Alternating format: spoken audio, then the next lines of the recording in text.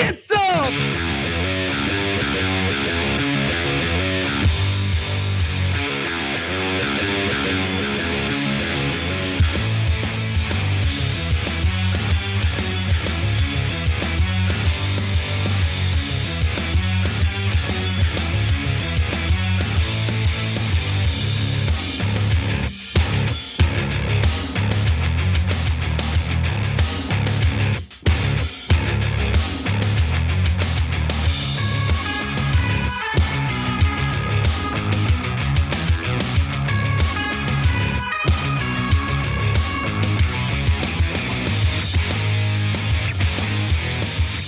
All right, welcome to Young Turks. Cenk and Kasparian with you guys.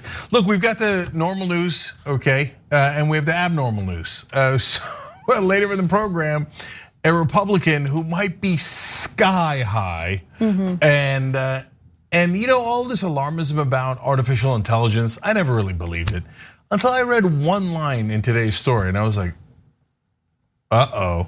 Okay, so that's coming up a little bit later, but first, Casper. All right, so I wanted to begin the show with a correction on a story that we covered on Tuesday and Wednesday of last week. It was a lighter news story about an app called Riz, and it turns out that there are two different AI-based technology products on the market right now that have the same name. And so as a result of that confusing situation, we mixed up the developers of the dating app we were referring to. So the people behind Riz reached out to us to clarify the situation. I wanna read a quick excerpt from their email so you guys get the point and get the correction. There's a lot of confusion happening after the Washington Post made a mistake about who started the app Riz, spelled R-I-Z-Z in all caps. It wasn't started by 4 college students who created another app called Riz, and that's with a capital R, lowercase I-Z-Z with an exclamation mark, which is an AI keyboard extension. Riz, meaning the one that we were talking about, was actually started by 2 hardworking guys from New York by the name of Roman Caves and Joshua Miller, not the 4 college students. So, important correction, they don't want to get it twisted. They want to make sure people know who the actual creators of the dating app happen to be. And so I wanted to make that correction real quick at the top of the show and inform you guys of that. So sorry about the mistake. It was an honest mistake. Obviously, it's very confusing, but nonetheless, now you know. Yeah, and look, guys, yeah, that's a mistake originally is from the Washington Post, but we, want to make sure you're correct on it because you heard it here, okay? And that's all. So now you know the right app makers. Okay, Casper. So now we move on to what you can expect in America, another shooting.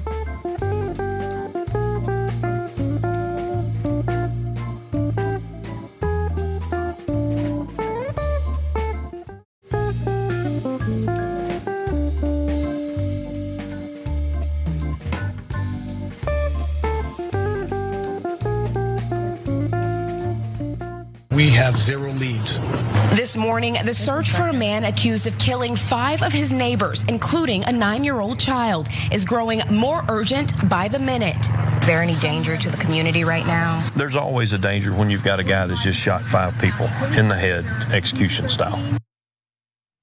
5 people were shot and killed by their neighbor in Cleveland, Texas, and the shooter, who used an AR-15 style rifle, is still out on the loose. Authorities are still looking for him.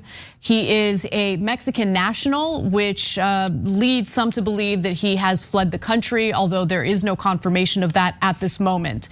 Now, some more information about the massacre and the tragic events that took place.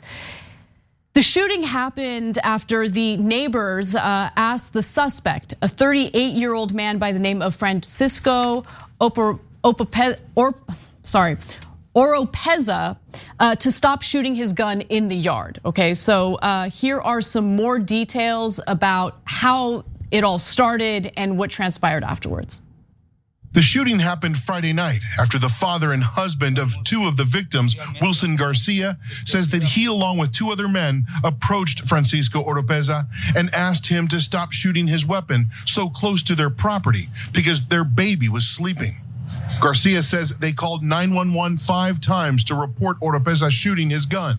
The suspect then allegedly approached the house with his rifle about 10 to 20 minutes after the encounter.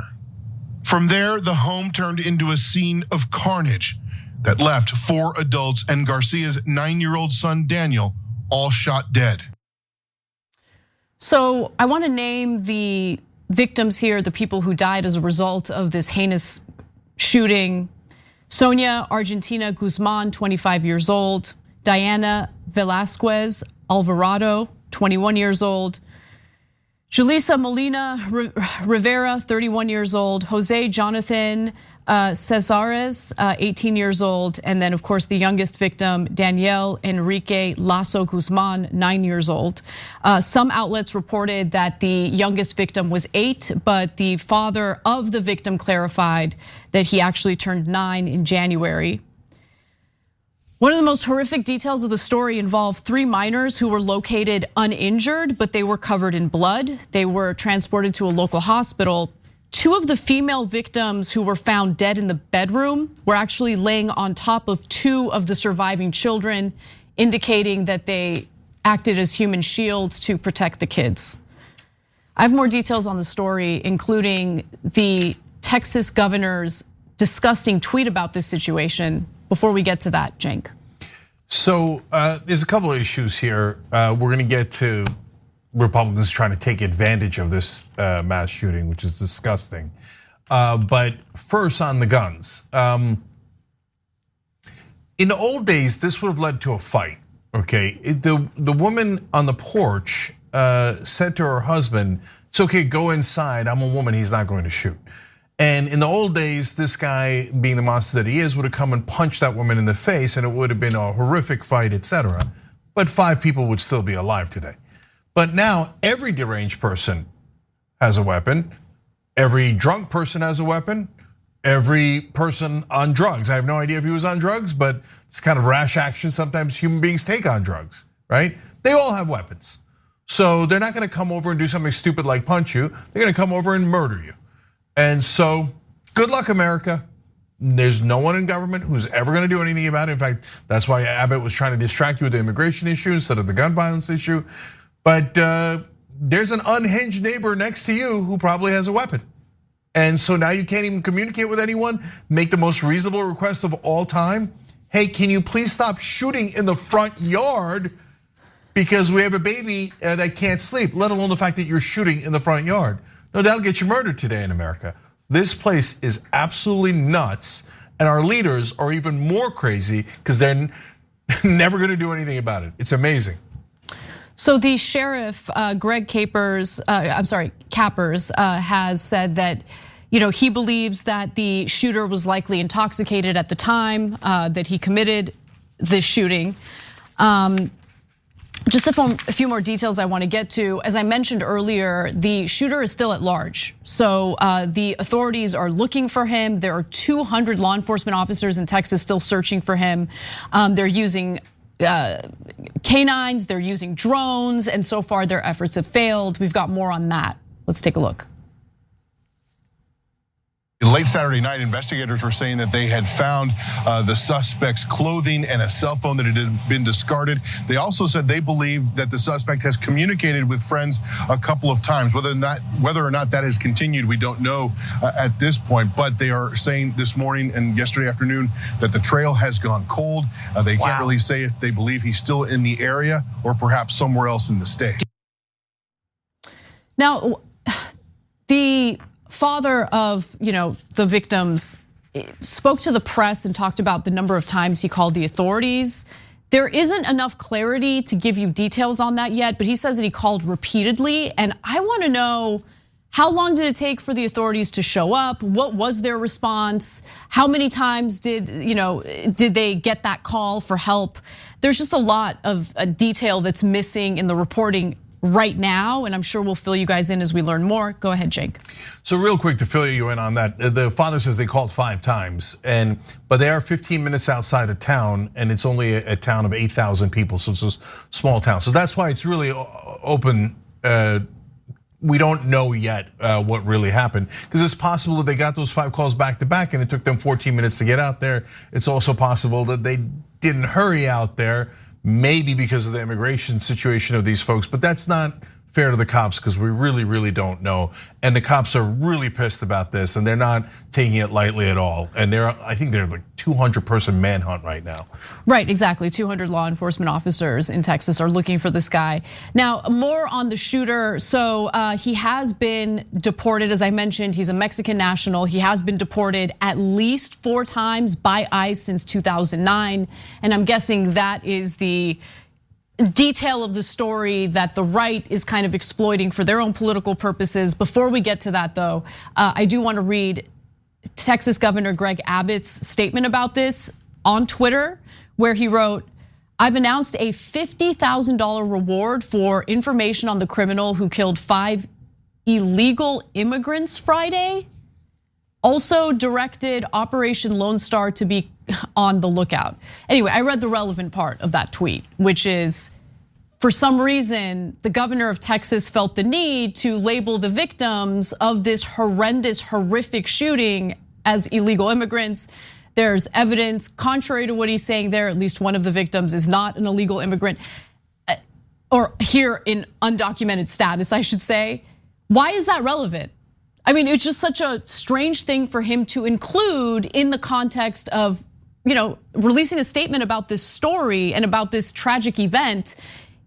And it's about the victims too. It's not about the perpetrator here. So 2 things about that, and we have breaking news on it right now. But first, look, if he says that about the guy who did the shootings, I get it. That's one of the issues here. He's deported 4 times. He comes back in a 5th time and then does this horrific murder, right? So, and that is super frustrating to everybody. But note, by the way, apparently there aren't open borders because he was deported 4 times. It's not like they're like, oh, just stay, take a seat. It's totally legal. No, it's illegal. They kicked him out of the country 4 different times. Sometimes you have a repeat offender and there's nothing you could do about it, and it drives the cops crazy. In this case, the border agents, etc. Right? But why are you talking about the immigration status of the victims? The victims. So there's only a couple of explanations here. One is they just think that their base is so vicious that they're gonna look at that and go, you know what? They shouldn't have been here anyway. It's not that big a deal. They were illegal immigrants. Man, if that's what they intended, they're even more immoral than I imagined. Jesus. But when I saw it in the morning, I thought, no, somebody overstepped here. It's look, the governors don't write this stuff, right? The governor does send it, so he's responsible. But somebody was probably thinking like, oh, we want to distract from the gun issue. We all hate undocumented immigrants, or meaning all as in all the Republicans do. So we'll just direct it in that way. But this morning I said, this is a bridge too far. Like even Republican voters are gonna say, whoa. Okay, we don't like undocumented. Maybe half of them, but some portion of Republican voters are gonna go, no, don't blame these victims. Are you nuts, right? So the breaking news is Greg Abbott just released a statement walking it back. And that's because it was a bridge too far, even for Republican voters. So let me read that to you. He says, or the statement says, following the horrific shooting on Friday night, federal officials provided the state of Texas information on the criminal and the victims, including that they were in the country illegally. We've since learned that at least one of the victims may have been in the United States legally. We regret if the information was incorrect and detracted from the important goal of finding and arresting the criminal. So they realize they screwed up. Yeah, but I mean, so it does turn out that one of the victims is a permanent US resident, right? So they're correcting that because I'm sure all the backlash that the governor has received keeps mentioning that point. And then of course, whether it's members of the press or other people on Twitter, activists, whatever, they're like debating Abbott, right? Based on that framing, like, oh yeah, well at least one of them was actually here legally. Doesn't matter. These are humans. These are humans. These are humans. These are human beings. Okay, 2 of the women who were shot to death with an AR-15 style rifle were found with their bodies on top of the surviving children. They shielded the children with their own bodies. They died saving those kids. I don't care what their freaking immigration status is. Period. 100%. What kind of a monster knows their immigration status? Are you insane? And those women, one of them, by the way, pushed out the father from a window, according to the father, saying, you gotta stay alive because the mother is dead and there's 2 young kids. There's a 2.5-year-old and a kid that was a couple of months old. So Wilson Garcia, who is the father of the murdered 9-year-old boy, spoke to reporters. I actually want to go to his video if you don't mind, Cenk. Let's take a look. Él murió porque quiere defender a su mamá.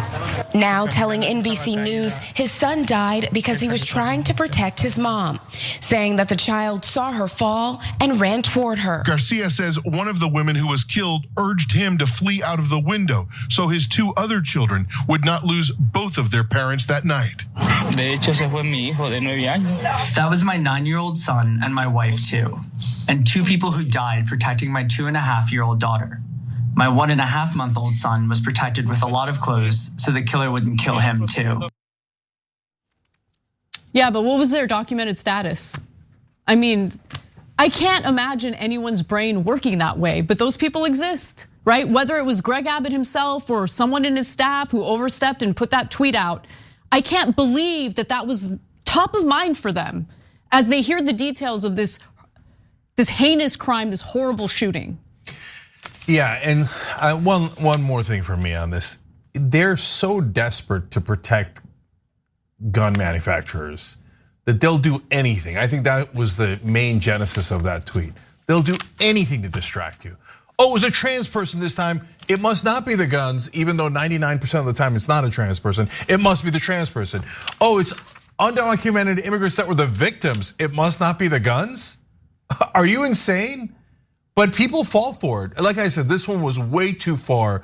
They must have gotten blowback, not from Democrats who they couldn't care less about or independents, but from their own base for them to go, oh, okay, I guess you guys aren't as vicious as Republican leaders are, because Republican leaders would do anything to cover up their corruption and the bribery and the bribes that they get from the NRA and gun manufacturers. Guys, we have so many guns in this country. These mass shootings are never, ever going to stop unless we just vote out all the bums. And in this case, it's a rare case where it's just Republicans. Most of the time, Republicans and Democrats work together on corporate issues to screw us all. But on gun issues, and it used to be that way too, now it's only Republicans. And they say we care a lot more about the checks we cash from the NRA than we do about your kids. Don't care about them at all. You know how many mass shootings there have already been in 4 months this year? 184. I mean, you have Kristi Noem, Governor Kristi Noem, going to the annual NRA conference to brag about arming her 2-year-old granddaughter, I think, or was it daughter? Yeah, granddaughter with 2 weapons, 2-year-old. I think one of them was a shotgun. Yeah. Because look, the Republican leaders have become totally and utterly deranged. I mean, what kind of a literal psychotic person says, I gave my 2-year-old granddaughter a shotgun? Or whatever freaking gun that she was bragging about her 2-year-old having. No, literally, you should be locked up in a mental asylum, totally with one of those straitjackets. Instead, she's a governor of one of our states. You have other lunatics like Lauren Boebert posing with guns and their Christmas albums. There's tons of Republican congressmen doing that now. They think it's so cool. Look, these are the weapons used to murder your children. Let's take a Christmas picture. By the way, I'll give my kids, tiny little kids, the same assault weapons in the Christmas picture. No, if you believe that that is safe, you are psychotic. It is not a political debate. Go get mental health counseling. You desperately need it. All right, we got to take a break. When we come back, we've got lots of news related to the economy, another bank collapse, but JPMorgan Chase comes in to save the day, kind of. That story and more coming up, don't miss it.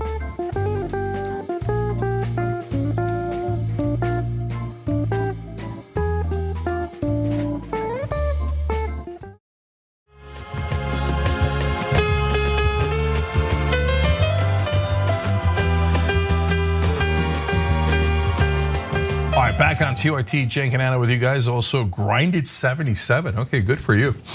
They just became a member. You can do likewise by hitting the join button below the video on YouTube. We appreciate it. And TYT.com/join. to become a member on our website, which makes all difference in the world. Thank you to the members. Casper. Well, we've got some big news regarding yet another bank failing, so let's talk about it.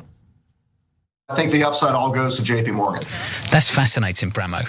Well, that's fascinating. Especially because in the stories it actually said they shared the upside as well as the downside. So it's confusing that basically JPMorgan ends up with the entirety of the upside at a time where the FDIC wants to mitigate socializing the losses and privatizing the gains. You heard that right. JPMorgan Chase, which has agreed to purchase First Republic Bank, will get all of the upside of purchasing the bank while we get to share the losses. So we'll get to the details on how that works in just a moment. But before we do, some context about First Republic Bank and how it was flailing. So it will go down in history as the second largest US bank to collapse after Washington Mutual back in 2008. That was during the economic collapse of 2008. Now, 84 First Republic Bank branches in 8 states reopened this morning as JPMorgan Chase branches. The Federal Deposit Insurance Corporation, or the FDIC, seized control of the troubled First Republic Bank and sold it to Chase. So what exactly happened? What transpired here? So their assets were apparently battered due to the rise in interest rates, similar to what we saw with Silicon Valley Bank. They struggled to stay alive after the 2 other lenders collapsed last month. So remember, there was like some concern that the Silicon Valley Bank collapsing would lead to like a snowball effect and more of these regional banks would collapse. And so the FDIC estimated that its insurance fund would have to pay out about $13 billion to cover First Republic's losses. JPMorgan also said that the FDIC would provide it with $50 billion in financing. So First Republic failed despite having received some money recently, a $30 billion lifeline from 11 of the country's largest banks in March. JPMorgan said the $30 billion would be repaid after the deal. Now, before I toss to you, Cenk, I wanna go to the next video because you'll get a little more of an explanation as to why it is that we get to share the losses, whereas JPMorgan Chase gets to privatize the benefits of this sale. Let's watch. JPMorgan and the FDIC have agreed to share the burden of losses. What does that actually mean in practice? Can you explain that for our audience? Sure. So as JPM now has the assets and deposits, they will work through those, and particularly loans. As they collect those loans, there'll be a loss share agreement for any losses that come out, and then that will be shared with the FDIC. It's very similar to what we had in 2008, 9, and 10. Typically, the assets back then were much worse. These are assets that are simply marked for interest rate risk, not for credit risk. So ultimately, I think you'll see JPMorgan sit with these assets and sell them and move forward. It's possible that much of what they are holding here comes back to them in the next 12 to 18 months. If interest rates change and the Fed changes policy, perhaps a quarter or 2 from now, that's going to have a sea change to how these assets are valued. So timing is everything, and I think that's ultimately why the bid ended up being less of a discount for JPMorgan than the other banks. Do they share the upside as well then, Chris? They capture most of the upside. So I think the upside all goes to JPMorgan.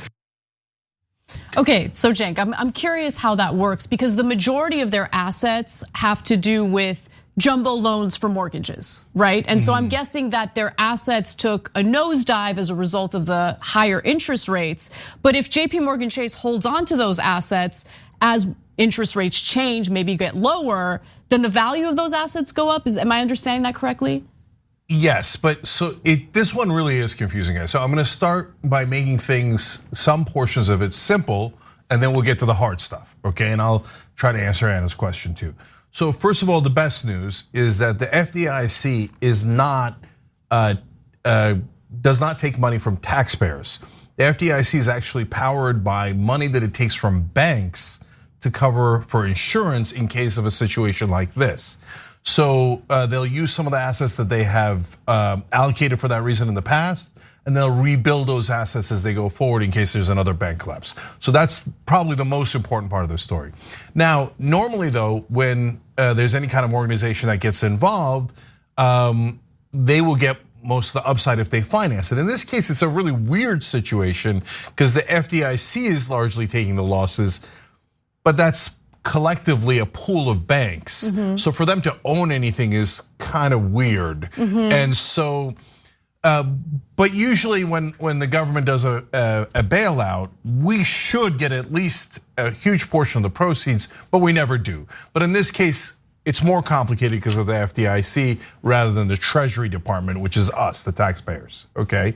So when you get into the details of how does, like for example, they say FDIC has already paid out $13 billion. And JPMorgan Chase is gonna pay out 10.6, but that is not at all clear.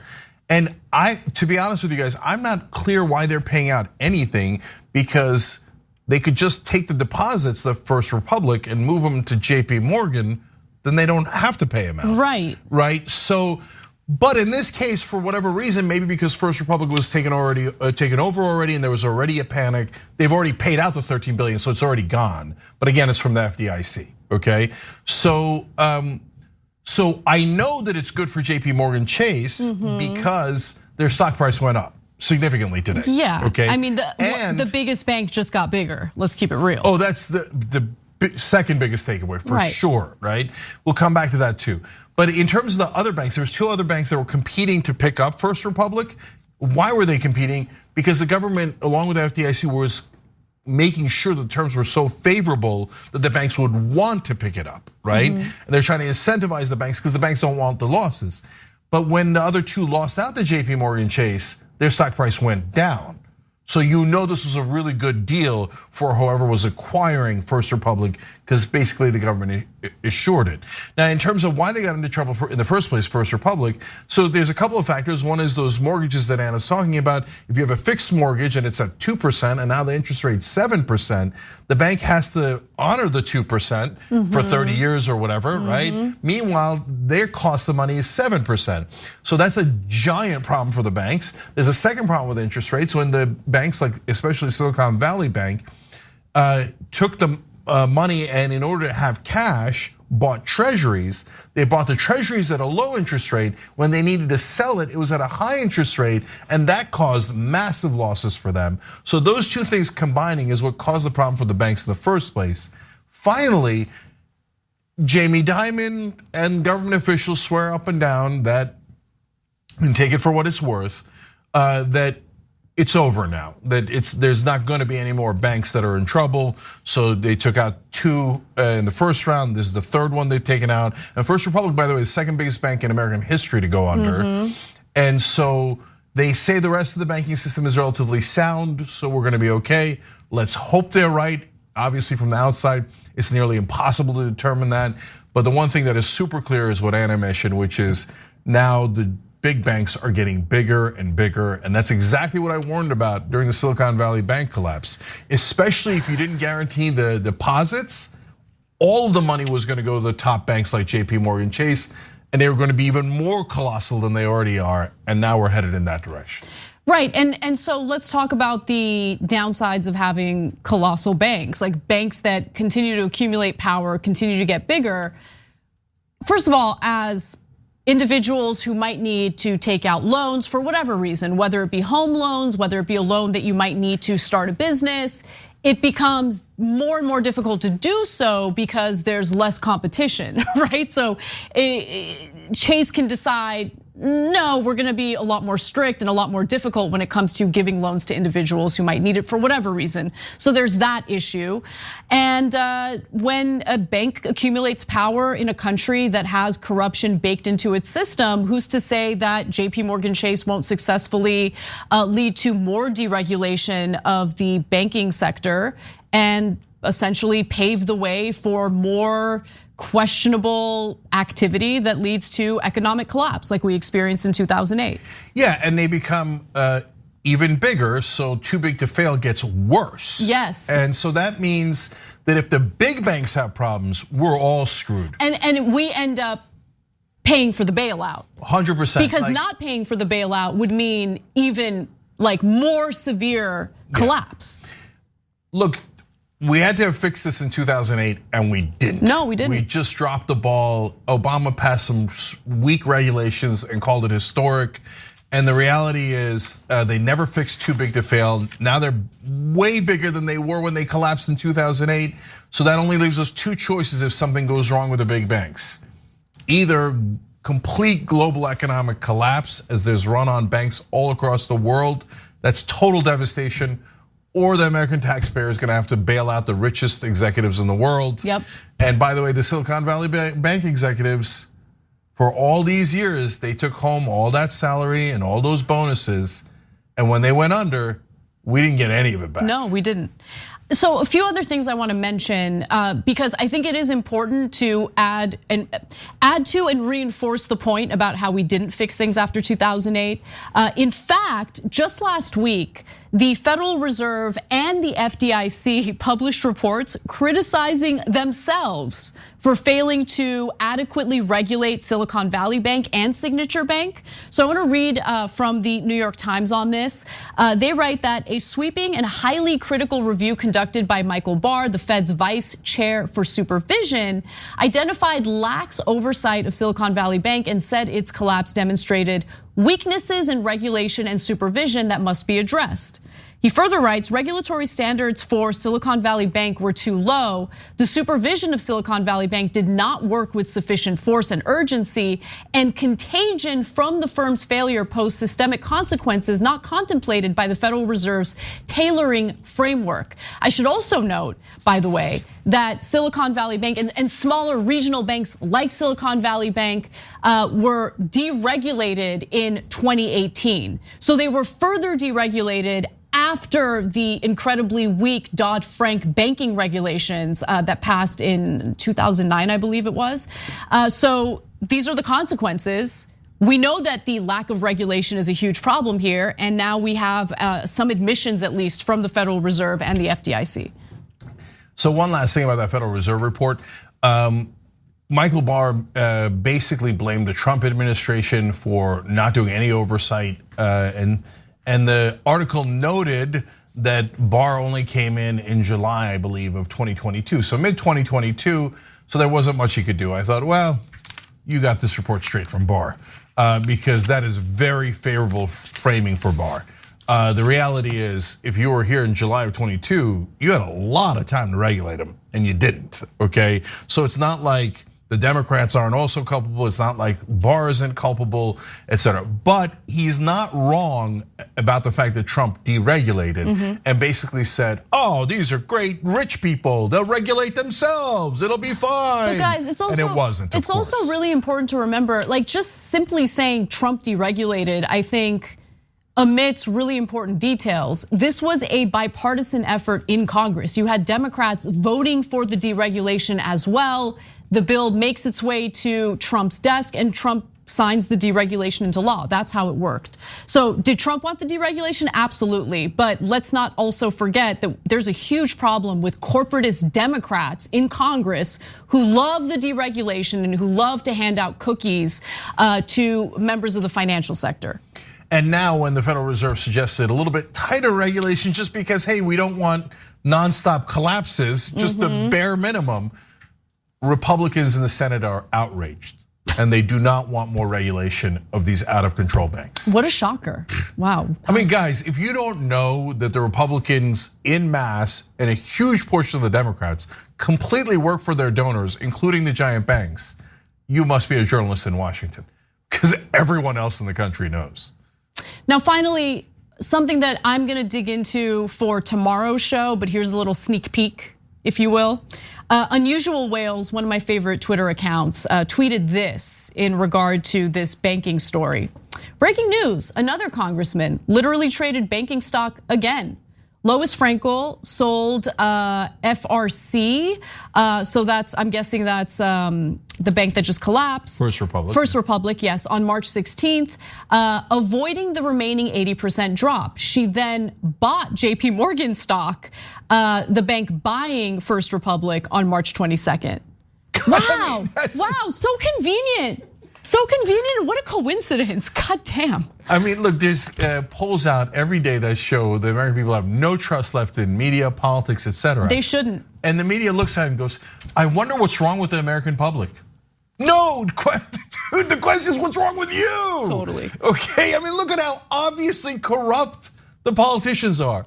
So brazen, barely covered in the press, treated like heroes and honest actors who are debating issues. Gee, should we do regulation? No, they're crooks. They took bribes from the banks. That's why they don't want to regulate them. And then they do trading on their insider information. They do insider trading so brazenly, and they do it repeatedly. They don't care. They know nothing's going to happen to them. They do this with impunity. Whereas any other ordinary American trading on insider information would go to prison. Just ask Paul Giamatti. Okay? It's a reference to Billions. Anyway, all right, we got to take a break. When we come back, we're going to talk about how AI is going to destroy your life.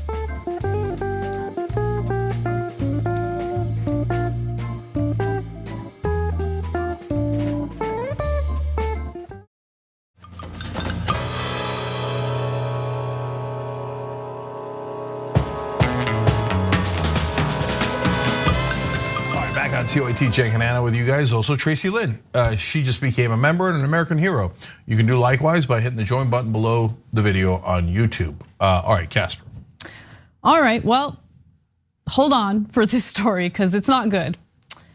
A new economic report by the World Economic Forum, I know, but just keep listening, finds that as many as 14 million jobs will be lost to AI technology over the next 5 years. Now, how did they conduct this study? Well, what they did is they spoke to 800 companies. They surveyed these companies to see what they plan on doing with the ongoing development of AI technology. How will it impact their workplaces? Employers expect to create 69 million new jobs by 2027, but eliminate 83 million positions. That will result in a net loss of 14 million jobs, equivalent to 2% of current employment. So who would be impacted the most by this? According to CNN's reporting, there could be 26 million fewer record-keeping and administrative jobs by 2027. And that was cited specifically by the World Economic Forum in their study on this. Data entry clerks and executive secretaries are expected to see the steepest losses. However, the development of AI could lead to increases in jobs in certain sectors of the economy. For instance, employment of data analysts and scientists, machine learning specialists, and cybersecurity experts is forecast to grow by 30% on average by 2027. Now, before we get to more details on this, I just want to warn you all that this is a survey, right? So the World Economic Forum study on this is based on a survey of employers at 800 companies. And really, the employers here are predicting what they are likely to do in the coming years. Those predictions could be off. So that's something to keep in mind. And in terms of AI technology progressing, it's actually progressed slower than expected. So they could be wrong in their projections to some extent, but honestly, in my opinion, not by much. So look, there's a couple of different issues here. One is AI going to kill us all, and some of the founders of AI saying, maybe. Hold on for that. Okay, so we're gonna come to that in a second. But in terms of the jobs, it's crystal clear, in my opinion. So I get it, there'll be more jobs created, there always is. We lost all the jobs in the horse and buggy industry, we gained a lot more jobs in the car industry. So sometimes when there's a transition, it's super painful, but you get to a better place, right? In this case though, tons and tons of jobs are going to be eliminated, and it is super obvious. So first of all, data entry, gone. Okay, totally gone. Eventually there'll be none of that. And by the way, there should be none of that. I remember doing data entry when I was a young intern at a company. I was like, really? I remember thinking all the way back then, it was a long time ago, like, we have human beings doing this? This is like the most rote work ever. Really? I found it exhilarating. Like, oh my God, I hated it. Anyway, translators, gone. So look, in person you're gonna need some translators, but the machine's gonna do it a lot better eventually, because they're gonna learn even the cadence, they're gonna learn the different lingos that people use that aren't even official. That kind of learning is super easy for a computer. So there'll be millions and millions of jobs absolutely eliminated, and that's before we get to the truck drivers and all the other jobs and the factory workers. Honestly, I'm shocked most of the factory work hasn't already been eliminated, because most of that is just rote repetition that a computer can do if you've got, I don't even know that you need sophisticated AI for that one, but obviously you do need some of it. And now we have plenty of it, which gets us to some of the danger. Right, exactly. So the danger is how this will devastate people across the globe economically, and how we do not, at least in the context of the United States, we don't have a governing body that is competent enough to regulate anything having to do with technology, much less AI technology. Like, you see some of these either House or Senate hearings where you have these relics like sitting there asking questions that make it very clear that they do not understand simple functions of the internet. You get what I'm saying? Yeah, 100%. So that's my top concern, that there's really no representation for ordinary American workers when it comes to our government. And so there's that. If we had a situation in which workplaces were run democratically, then workers would have a say over how automation and how this technology gets implemented. But of course, in America, workers have no say. So we're in for a lot of pain. There's no question about it. And guys, there's one thing that's really important that people don't mention enough. They say, well, yeah, but the jobs will be replaced with other jobs. But wait, those are two different sets of jobs. One is a blue collar job. The other is a very high end tech job. So like the guys who are writing the code, yes, there'll be more of them, but that requires a very significant education, as opposed to the guy who was working at the factory, right? Or as a data entry clerk, right. etc. It requires an education that would mean that the individual getting the education would have to take out massive loans, a lot of debt. So there's that too. There's one, that's true. Second of all, it's not the same people. Like Democrats make this mistake all the time. All the time. They make it sound like, oh, we're gonna take you out of the steel factory in Allegheny, Pennsylvania. And teach you how to code. And teach you how to code. Are you serious? No, that's gotta come much earlier. That's very unlikely to be the same people. So don't give people false promises, right? Because people get super mad about that, rightfully so. And guys, the other thing that's gonna happen is America's at a huge disadvantage there. Why? Because we're running out of high tech, people with that kind of expertise here. That's why Silicon Valley is filled with, I'm gonna be honest here, filled with Asians, South Asians, East Asians, etc. Meanwhile, I know for a fact that the countries like India, let alone so many others, are producing tons and millions of coders because they're hungry. They get the education. It's a relatively easier way to step up to a much higher salary, and we're soft. So they're gonna start picking us apart. And we gotta get a better education system here. But Anna's right, may need to go into that. Then you become an indentured servant to corporations the rest of your life. But look, aside from that, right? Aside from the maybe growing number of jobs related to AI technology, it's still not enough jobs to replace the jobs that will be lost as a result of AI being used in a more widespread fashion in our economy. So we're just in a lot of trouble. Anyway, but it's not just me who's saying that. It's not just Cenk who's saying that. The granddaddy of AI has come out to criticize what's happening here. I call him granddaddy, I think that's cooler, but he's also referred to as the godfather of AI. He's Dr. Geoffrey Hinton, and he said he quit his job at Google, where he has worked for more than a decade, so he can freely speak out about the risks of AI. A part of him, he said, now regrets his life's work. He says, quote, I console myself with the normal excuse. If I hadn't done it, meaning develop AI, someone else would have. Generative AI can already be a tool for misinformation, so he's concerned about that. Soon it could be a risk to jobs. Somewhere down the line, tech's biggest worriers say it could be a risk to humanity. Quote, it is hard to see how you can prevent the bad actors from using it for bad things, Dr. Hinton said. And he is not alone in feeling this. Finally, I wanna mention, after the San Francisco startup OpenAI released a new version of ChatGPT in March. More than 1,000 technology leaders and researchers signed an open letter calling for a 6-month moratorium on the development of new systems because AI technologies pose, quote, profound risks to society and humanity, end quote.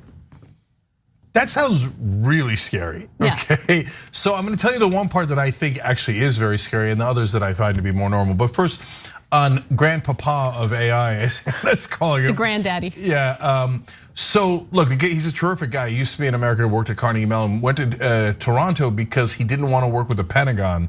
He didn't want to create AI soldiers that could, AI robots that would be used as like robot soldiers, yeah. And killing machines, literal killing machines. So, and here he's saying, look, I thought it was going to take a lot longer for artificial intelligence to catch up to the human brain. I was wrong, and now I'm really worried. The third thing he's worrying about is he's saying, before I thought Google, where he worked, was doing a really good job of safeguarding this technology, but now that Microsoft is using AI in its search engine, Bing, Google is now worried that they're gonna fall behind on their core business. So they're like, forget it, we're going AI.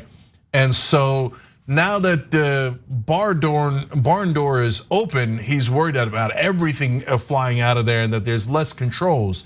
So what are we supposed to actually worry about? As we talked about with the jobs, that's definitely that we're gonna lose millions of jobs. We'll see how the world adjusts, the America adjusts, etc. But is that gonna kill us all? No, okay? Then they're worried, hey, they're gonna be smarter than humans. Well, in terms of computing, I've always thought that was the most obvious thing in the world. I don't know why anybody's surprised by it. I remember when they used to have humans playing chess against the computer, and they're like, oh, the computer will never win. I was like, it's just a standard number of permutations. Of course, the computer can do that more efficiently. Eventually, the computer will win super easily, right? And of course that happened. Guys, you shouldn't be surprised by that. Their computing power is going to be way more than our brains, right? That's not even close. So then the question is, yeah, but what are we worried about? And so I want to read you that quote. So this is the paragraph that concerned me. New York Times explains, down the road, he's worried that future versions of the technology pose a threat to humanity because they often learn unexpected behavior from the vast amounts of data that they analyze.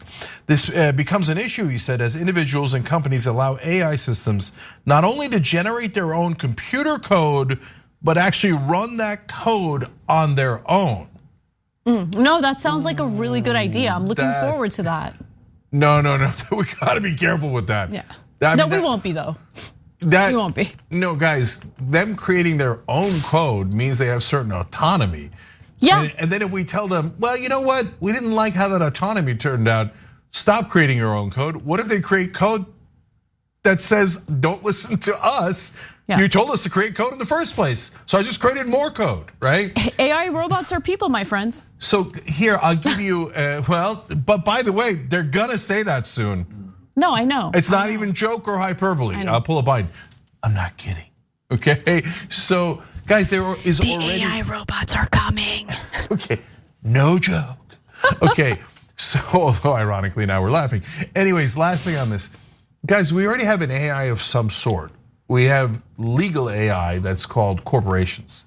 So we wrote a code saying maximize profit. This is in our law. They're fictions of our law. They're not, there's no corporations in the natural world, okay?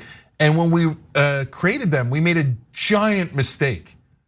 We allowed only one code, which is maximize profit. We did not put in a second code, which by the way, other countries have. The second line of code says, you're not allowed to crush the community, stakeholders, not just shareholders, etc. And the government can hold you accountable to that. We didn't put that code in. So what happened? Our corporations completely took on a life of their own and went on maximizing profit. And if any CEO or board didn't agree, they were all fired and the machine kept rolling and rolling until it crushed all of our wages and now has us working as indentured servants for corporate machines. Now imagine if you write that kind of code into a computer program and then release it into the world. I've already seen the damage it does in something as arcane as our legal code. Imagine what it could do in this world, in this technology world. We cannot allow it to create its own code, but we are. It's unleashed, and good luck to the rest of us. That's right. All right, you know what, let's get right to our next story. Bernie Sanders did a round of interviews over the weekend. Let's start with his conversation with Chris Wallace.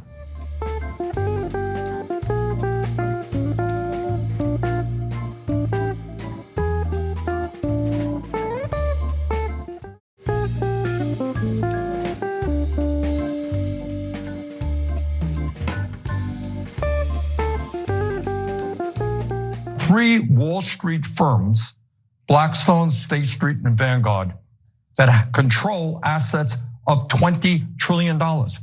They are the major stockholders in over 90% of the S&P 500 companies. But wait. But when you're talking about Blackstone, for instance, and I happen to know about it because my son works there, they are investing the money of the teachers' fund.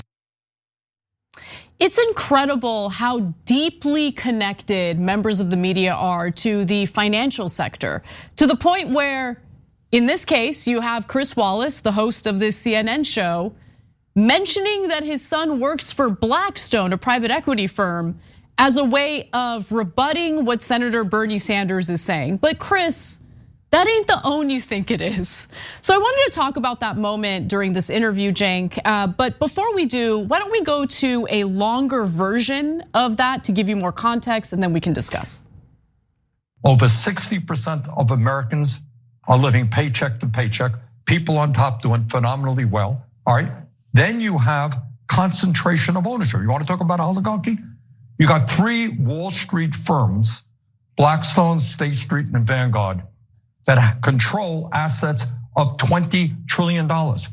They are the major stockholders in over 90% of the S&P 500 companies. But wait. But when you're talking about Blackstone, for instance, and I happen to know about it because my son works there, they are investing the money of the teachers' funds, of public employees' funds. Those are real people who are getting their pensions. But what I'm talking about, you asked me about oligarchy, I'm talking about power. If you have three Wall Street firms that combined are major stockholders at over 90% of the major corporations in America, determine who's on the board of directors, I think that is real power. I just love that moment because Chris Wallace's, again, rebuttal to what Senator Sanders was saying there, Cenk, was, no, but my son works at Blackstone. And don't they manage the retirements of teachers or something? Don't you like teachers? Yeah. So isn't all that wealth accumulation a good thing? Okay, I actually have an answer for how Bernie could have done even better in that reply, because what Chris Wallace said there really pissed me off on two fronts, which I'll explain in a second. But first I want to give credit to the people who had been warning us about this oligarchy the whole time. Let's watch. I just can't believe that my face is on TV. Oligarchy, am I left or right? M-O-G-O-P. Oligarchy, do I have faith in truth? Does truth have faith in me? James O'Keefe is suing Twitter for defamation. Project they're taken down because they confronted a Facebook executive. Take a video like that down, it would be due to a doxing concern. I can show you a video of CNN doing the exact same thing. Twitter made factual statements about our client that are false. Oligarchy, Twitter, CNN, is working with Dorsey. Oligarchy. I can't believe we let it run that long. Okay. So now, kidding aside about James O'Keefe and his goofball song. Look, guys, I know it's funny. So he says, look, my son works there. By definition, it must be good people. No, it's, first of all, we don't care about your son. No, we don't. And that doesn't prove anything at all, zero. We don't even know your son. He might be a terrific person. He might be a real prick. We don't know, right? So I can't, he thinks, well, I got you, didn't I? No, you didn't. Okay, so number two, look, it isn't about any one individual that works at those companies. And by the way, have some people worked at Blackstone and other places and then turn into good guys and become progressives later? Yeah. No, a couple of people have, literally a couple of people. And Nomi Prince used to work at Goldman Sachs. That's true, and I do be loving Nomi Prince. Yes. Yeah. But that also doesn't mean anything. The question is, are they using their accumulated wealth and power to rig the rules of the system? And that is indisputable, they definitely are. They're saying, hey, for example, capital gains, we're gonna have it at 20%. For private equities, super important that they have this carried interest loophole where they claim that their salaries should be taxed at the same rate as the investments, which is 20%. That's outrageous. It's a total crime. Yeah. It's a long explanation of why that's a crime, but that is not at all investment money. It's an outrageous robbery of the American people. But on the other hand, Chris Wallace's son works there. Well, I didn't know your argument was that powerful, okay? But Bernie didn't push back on that stuff because he talks about the income inequality all the time and does a brilliant job with it. But I want him to connect it to how we got there. And we got there through the bribery of these politicians, through bankers like Chris Wallace's son, yes. who by the way has a very high position. So he's probably in the decision making of sending those lobbyists to bribe the politicians to rig the rules on their behalf. And I haven't even gotten to the teachers' pensions yet. They call him a decider. He makes a lot of big ones and he makes a lot of little ones, just like George W. Bush did back in the day. But no, look, to me, what really stood out was how much media, like the news industry, journalism has devolved over the last several decades.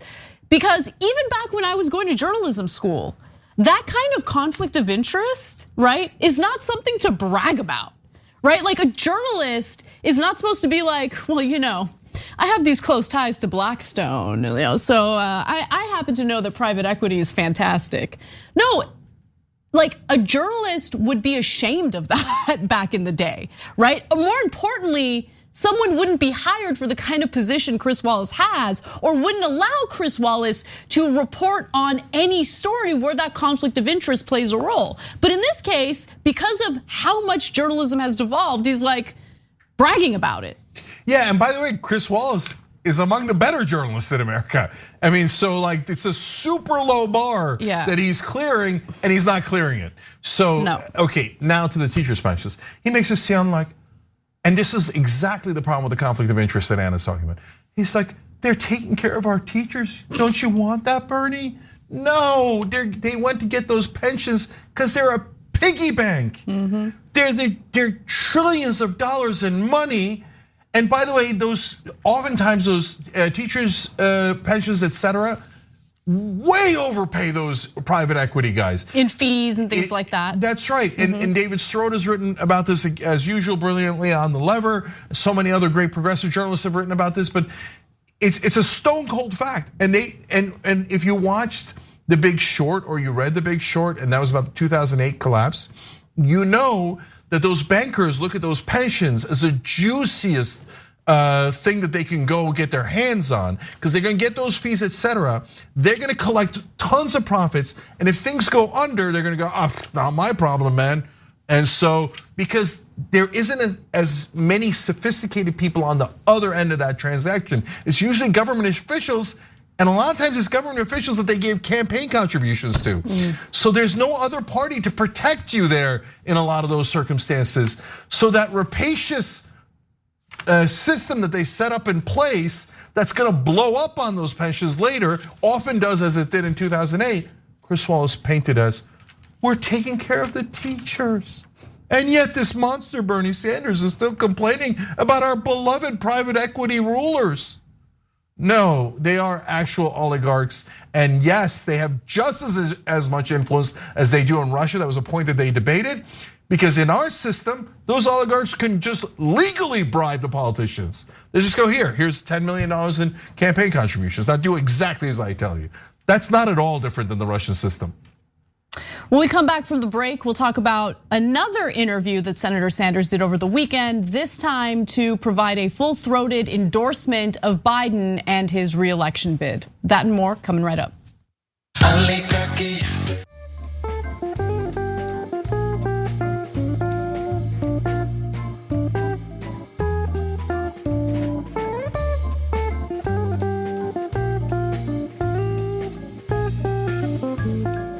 Thanks for listening to the full episode of The Young Turks. Support our work, listen ad-free, access members-only bonus content, and more by subscribing to Apple Podcasts at apple.co/TYT. I'm your host, Cenk Uygur, and I'll see you soon.